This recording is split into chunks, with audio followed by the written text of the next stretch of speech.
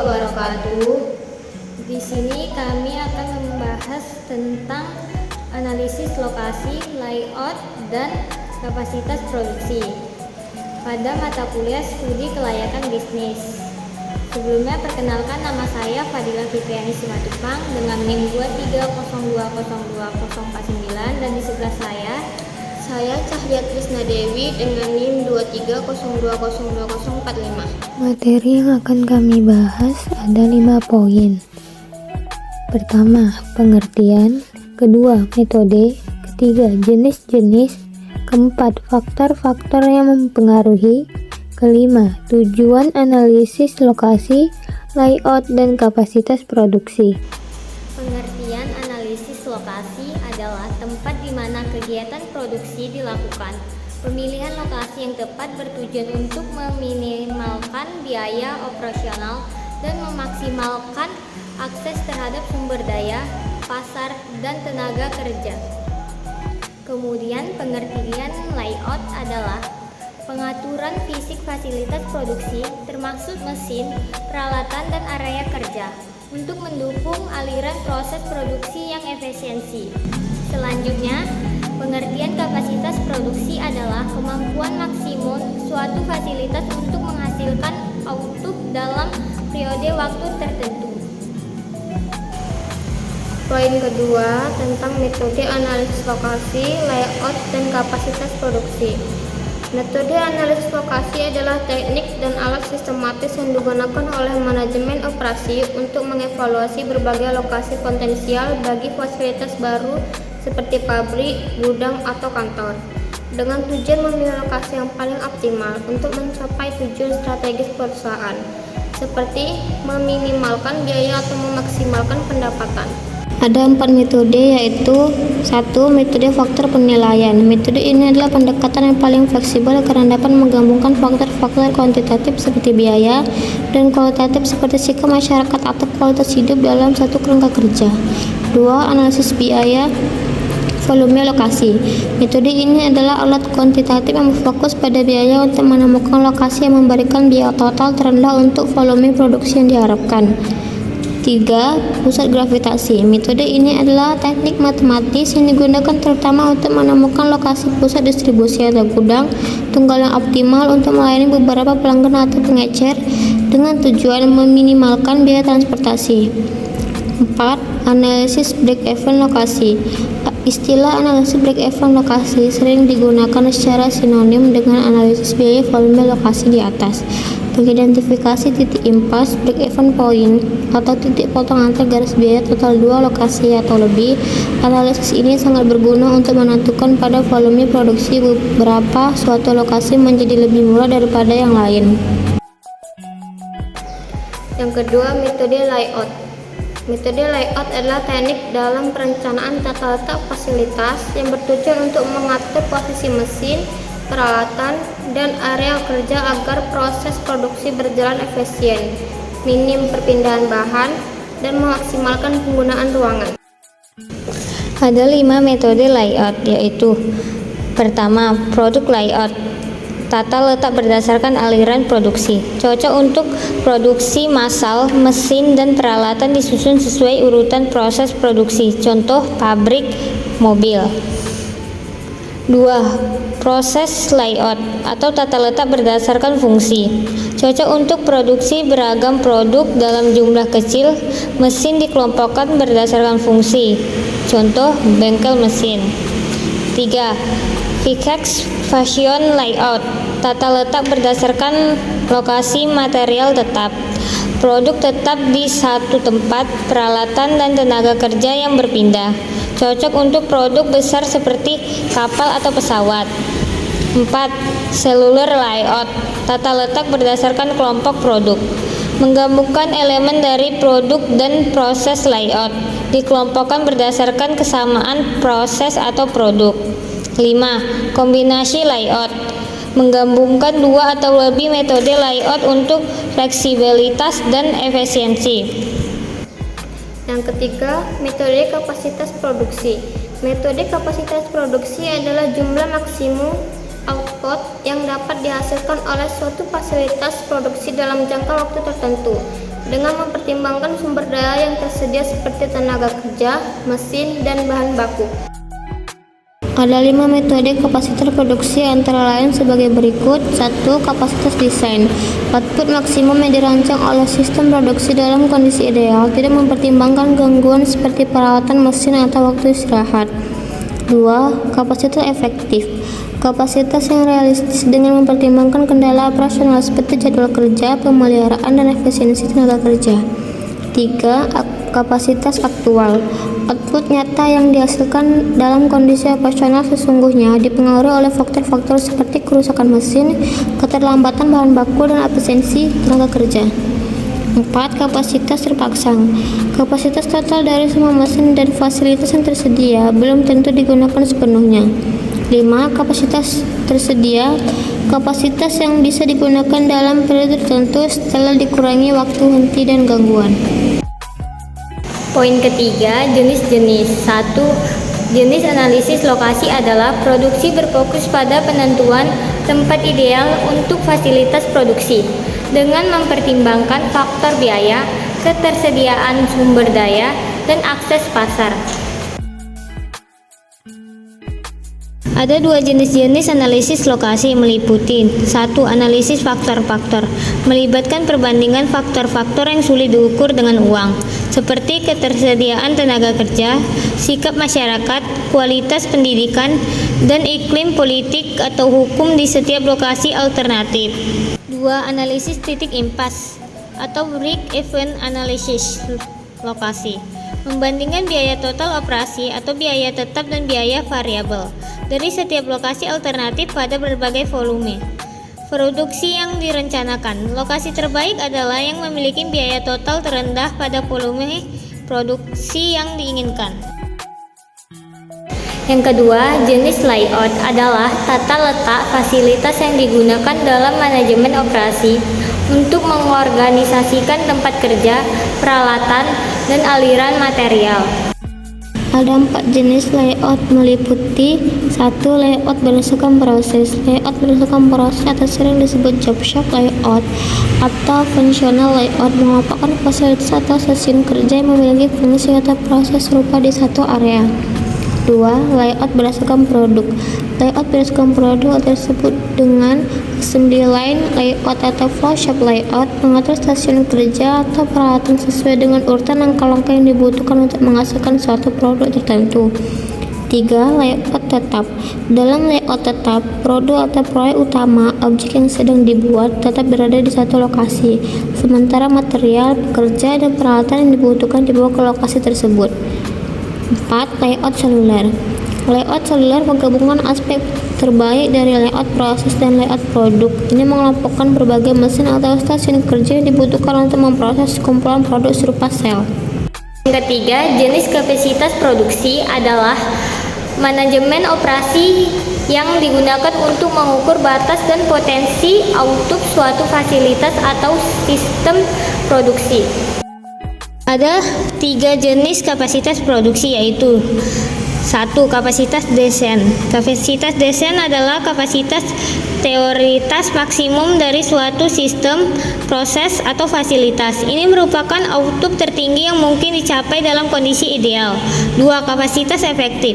Kapasitas efektif adalah kapasitas yang diharapkan dapat dicapai oleh perusahaan di bawah kondisi operasi normal atau nyata dengan mempertimbangkan keterbatasan yang dapat diperkirakan. 3. Kapasitas aktual. Kapasitas aktual adalah tingkat output yang benar-benar tercapai oleh sistem selama periode waktu tertentu. Poin yang keempat yaitu faktor-faktor yang mempengaruhi.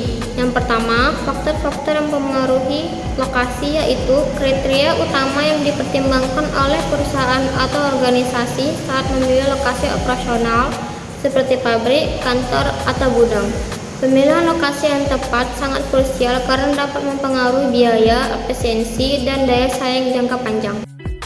Ada 6 faktor penentu lokasi utama yaitu 1. Kedekatan dengan pasar. Faktor ini merujuk pada seberapa dekat lokasi yang dipilih dengan konsumen atau target pasar. 2. Akses terhadap bahan baku. Ini berkaitan dengan kemudahan dan biaya untuk mendapatkan bahan-bahan mentah atau komponen yang diperlukan untuk produksi. 3. Biaya tenaga kerja. Faktor ini melibatkan tingkat upah, ketersediaan tenaga kerja dengan keterampilan yang dibutuhkan, dan produktivitas tenaga kerja di suatu wilayah. 4. Infrastruktur transportasi. Ini mengacu pada ketersediaan, kualitas, dan efisiensi jaringan transportasi seperti jalan raya, rel kereta api, pelabuhan, dan bandar udara. 5. Kebijakan pemerintah dan pajak. Ini mencakup aturan, regulasi, insentif, dan struktur perpajakan yang diberlakukan oleh pemerintah daerah maupun pusat. 6. Stabilitas politik dan sosial. Faktor ini menilai kondisi keamanan, ketertiban, dan prediktabilitas lingkungan politik dan sosial di wilayah yang dipertimbangkan. Dua faktor-faktor yang mempengaruhi layout. Ada beberapa faktor yang mempengaruhi layout sebagai berikut. Yang pertama, aliran barang dan informasi. Desain tata letak harus memastikan pergerakan material, orang, dan informasi yang efisiensi dan lancar. 2. Utilitas ruangan, peralatan, dan tenaga kerja. Memaksimalkan penggunaan ruang, peralatan, dan tenaga kerja untuk efisiensi. Ketiga, keselamatan dan lingkungan kerja. Memastikan kondisi kerja yang aman, bebas hambatan, dan menyediakan fasilitas pendukung seperti toilet dan air minum. Keempat, fleksibilitas.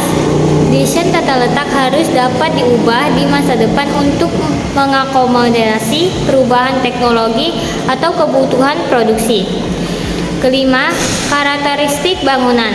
Bentuk bangunan, jumlah lantai, dan fasilitas seperti lift atau area parkir akan mempengaruhi tata letak yang bisa diterapkan. Yang ketiga, faktor yang mempengaruhi kapasitas produksi. Pertama, tenaga kerja. Jumlah dan kemampuan tenaga kerja mempengaruhi kapasitas produksi yang dapat dicapai. Yang kedua, mesin dan peralatan, yaitu kondisi, teknologi, dan kapasitas mesin sangat menentukan output produksi. Yang ketiga, bahan baku. Ketersediaan dan kelancaran pasokan bahan baku menjadi penentu utama. Yang keempat, fasilitas fisik. Kualitas dan kecukupan fasilitas seperti bangunan, listrik, dan air mempengaruhi kelancaran produksi. Dan yang terakhir, kelima, permintaan pasar. Memprediksi tingkat permintaan membantu menentukan kapasitas produksi yang harus disiapkan untuk memastikan ketersediaan produk. Selanjutnya kita masuk poin terakhir, yaitu poin kelima, tujuan. 1. Tujuan analisis lokasi. Pertama, mencapai keunggulan bersaing, yaitu memilih lokasi strategis untuk mengakses pasar yang lebih luas dan sumber daya yang memadai. Kedua, meningkatkan profitabilitas, yaitu memastikan lokasi yang dipilih dapat memberikan keuntungan finansial yang optimal bagi perusahaan. Ketiga, memaksimalkan potensi perluasan, yaitu memilih lokasi yang memungkinkan ekspansi bisnis di masa depan tanpa hambatan. Keempat, menciptakan lingkungan operasional yang optimal, yaitu memastikan fasilitas dapat berfungsi secara efisiensi sesuai dengan kebutuhan bisnis. Kedua, tujuan layout dalam desain grafis. Layout merupakan elemen fundamental dalam desain grafis yang mengatur penempatan teks, gambar, dan elemen visual lainnya pada sebuah media seperti poster, brosur, situs web, atau halaman buku. Tujuan utama dari layout adalah untuk menciptakan harmoni visual yang efektif sehingga pesan yang ingin disampaikan dapat diterima dengan baik oleh audiens. Berikut adalah beberapa tujuan utama layout yang perlu dipahami. 1. Meningkatkan estetika dan daya tarik visual. Layout yang baik bertujuan untuk menciptakan keseimbangan dan proporsi yang menyenangkan mata. Misalnya penggunaan ruang negatif white space dapat membuat desain terlihat lebih bersih dan profesional, menghindari kesan ramean atau berantakan. Tujuan ini membantu menarik perhatian audiens secara instan. 2. Memfasilitasi komunikasi yang efektif. Salah satu tujuan utama layout adalah memastikan alur informasi yang logis, seperti hierarki visual di mana elemen penting atau judul ditempatkan di posisi dominan, diikuti oleh subjudul dan detail pendukung. Ini memudahkan pembaca untuk memahami pesan tanpa kebingungan, terutama dalam desain editorial atau iklan. 3. Mendukung fungsi dan kegunaan. Dalam konteks digital seperti web layout, tujuan layout adalah meningkatkan navigasi yang intuitif. Elemen seperti grid system membantu menyusun konten agar mudah diakses, misalnya pada responsif desain yang menyesuaikan dengan perangkat berbeda. Hal ini mencegah frustasi pengguna dan meningkatkan retensi. 4. Memperkuat identitas brand atau tema. Layout dirancang untuk mencerminkan kepribadian merek seperti penggunaan warna dan tipografi yang konsisten. Tujuannya adalah membangun pengenalan brand rekal dan emosi yang sesuai dengan target audiens seperti desain minimalis untuk produk modern atau layout dinamis untuk konten kreatif. 5. Optimal untuk produksi dan distribusi. Layout juga bertujuan mempertimbangkan aspek teknis seperti ukuran cetak atau resolusi digital agar desain dapat diproduksi secara efisien tanpa kehilangan kualitas. Ini termasuk memastikan kompatibilitas dengan perangkat lunak seperti Adobe InDesign dan Figma. Ketiga, tujuan kapasitas produksi adalah perencanaan jumlah maksimum produk yang efektif memungkinkan perusahaan untuk memaksimalkan potensi produksi, menekan biaya, meningkatkan efisiensi, serta memenuhi permintaan pasar. Berikut adalah penjelasan lebih detail mengenai tujuan utama kapasitas produksi. 1. Perencanaan produksi. Mengukur kapasitas produksi memungkinkan perusahaan merencanakan jumlah produk yang tepat untuk memenuhi permintaan pasar. Selain itu, data ini membantu menghindari kelebihan atau kekurangan produksi sehingga proses operasional menjadi lebih terorganisasi dan efisiensi. 2. Pembuatan anggaran.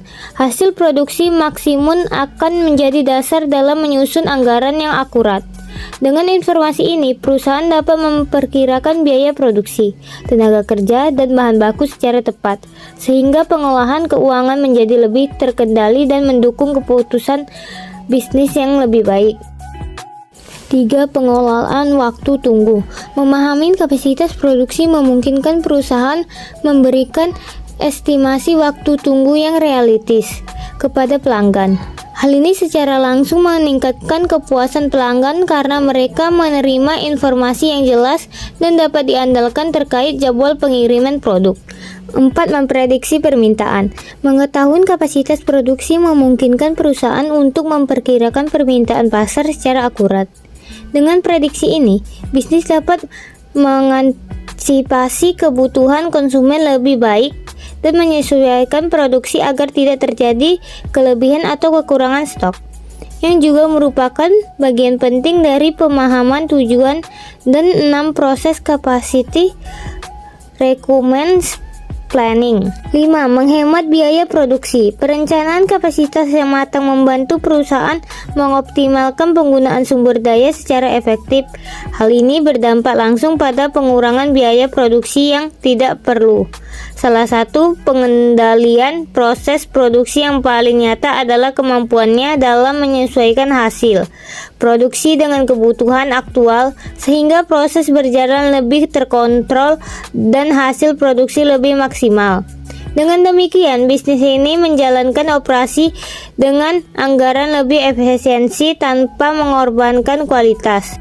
6. Mengelola inventaris. Hasil produksi maksimum yang sesuai memudahkan pengaturan stok bahan baku dan produk jadi secara seimbang. Selain itu, hal ini mencegah penumpukan inventaris yang dapat menimbulkan biaya penyimpanan tambahan. Dengan pengolahan yang baik, perusahaan menjaga alur produksi dan distribusi tetap lancar. 7. Meningkatkan efisiensi.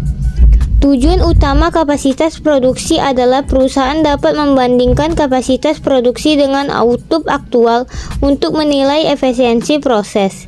Dengan begitu, waktu serta tenaga yang digunakan dapat diminimalkan tanpa mengurangi output. Akibatnya, produktivitas meningkat dan kinerja operasional menjadi lebih optimal.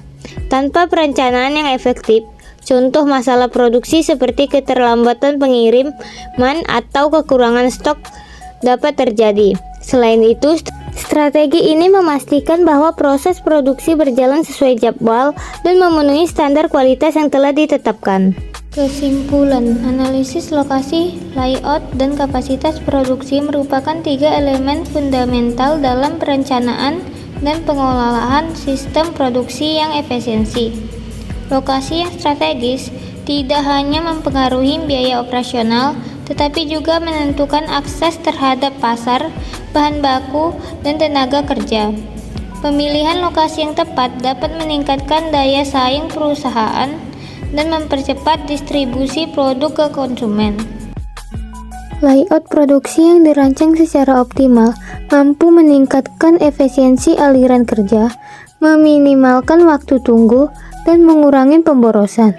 Tata letak yang sesuai dengan jenis proses produksi akan mendukung kelancaran operasional serta menciptakan lingkungan kerja yang aman dan nyaman bagi karyawan. Dengan demikian, layout yang baik berkontribusi langsung terhadap peningkatan aktivitas dan kualitas hasil produksi. Kualitas produksi menentukan kemampuan perusahaan dalam memenuhi permintaan pasar secara konsisten. Perencanaan kapasitas yang akurat memungkinkan perusahaan menghindari kelebihan atau kekurangan produksi, serta merespon perubahan permintaan dengan lebih fleksibel. Integrasi antara lokasi yang strategis, layout yang efisiensi, dan kapasitas produksi yang memadai menjadi kunci utama dalam mencapai efektivitas operasional dan keberhasilan bisnis jangka panjang. Dalam penyampaian materi kami, Assalamualaikum warahmatullahi wabarakatuh.